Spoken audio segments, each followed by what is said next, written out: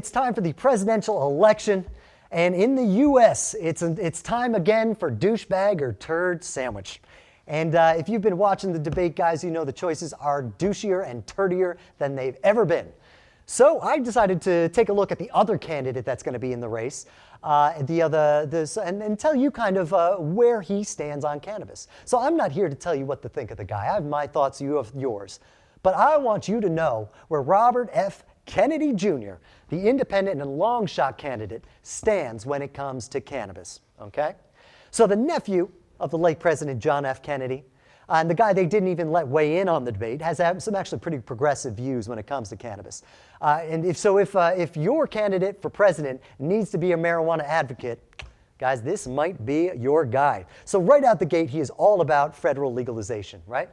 So I think Biden would legalize too if he could. But when Biden reaches out for this cannabis reform and he talks about it, it just has this feeling like he's reaching for votes, right?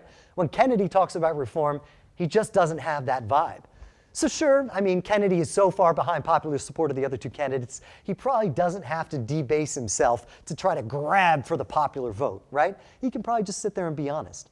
But more than that, he talks about legalization in terms of public health, right, with addiction and the opioid crisis going on, and also in terms of prison reform, which makes me trust the guy. And he's also pretty open about his past drug use, right? So he was an addict for 14 years in his youth, for a long, long time.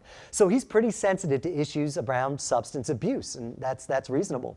So when he looks at, as he said, when he looks at the state of the nation, you know what he said? He said he was legitimately worried about the proliferation of stimulants and mind-altering substances. He straight up said, I don't think it's a good thing for people. So he's not really a fan of marijuana per se, and he's definitely not promoting its use out there. He's kind of taking a step back. It's not really his thing. But despite that, what he did say was, I do believe in personal freedoms.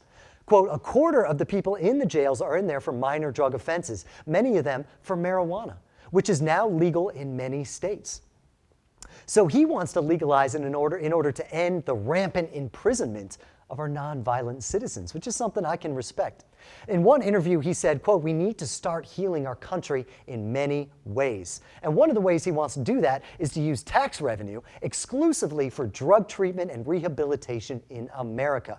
He keeps pointing to the dramatic rise in mental illness and drug addiction that has pretty much stampeded across the nation in recent years. Kind of in recent history, it's been a big problem. And he's looking at marijuana reform to provide the funds to open up a series of treatment centers across the nation so we can kind of start making addiction and treatment easy, simple, and cheap. Make it actually available to the people. So he's also saying that this drug industry, he spent some time in it, so the drug treatment industry has kind of become this predatory practice that he says needs to end. He's also a big fan of banking reform.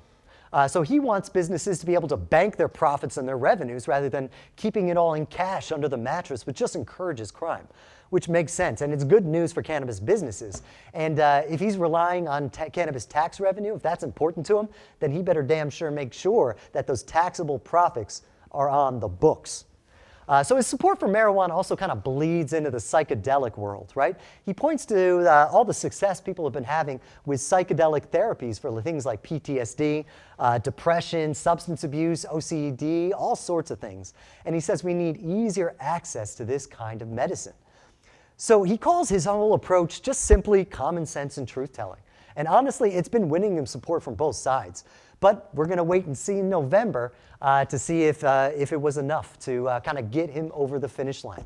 And I'm not sure if it will be.